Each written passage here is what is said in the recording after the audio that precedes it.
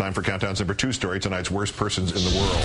The bronze, the Congresswoman Michelle Bachmann of Minnesota, the Emily Litella of the House. We just heard last week that the federal government, now under the Obama administration, is calling for a reordering of America's food supply.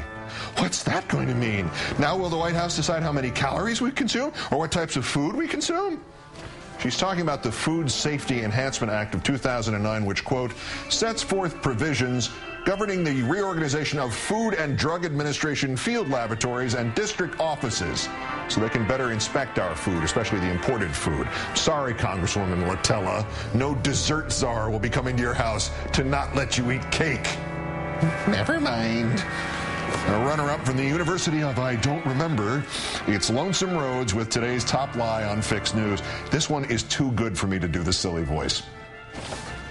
Because I ratted out a self-avowed communist in the administration in Van Jones, the same organizations, the same politicians, the same progressive media that are ignoring or standing for Acorn now have called me Joseph McCarthy. They have such little regard for your intelligence that they don't think that you're going to figure out that Joseph McCarthy was a powerful senator surrounded by the trappings of power of the United States government, with the power of subpoena and the power of Congress. The guy who stood against that was alone, while everybody else wet their pants and cowered in fear. You'd think the members of the media might remember his name. It was Edward R. Murrow.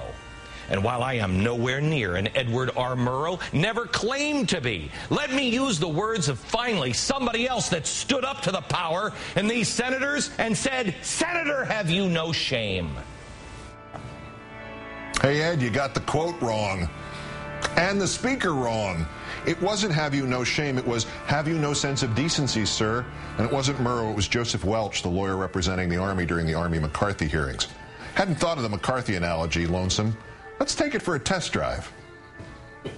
Because I ratted out a self-avowed communist in the administration. Any man who has been given the honor of being promoted to general and who says, "I will protect another general who protects communists," is not fit to wear that uniform, General.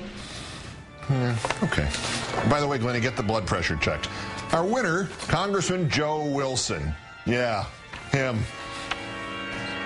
The reforms I'm proposing would not apply to those who are here illegally.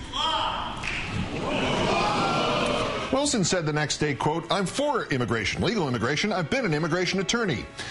The website TPM Muckraker is now tirelessly trying to vet Congressman Wilson's resume on that point. There's always the possibility that he was somehow involved in an immigration case, but no record of that has yet been found.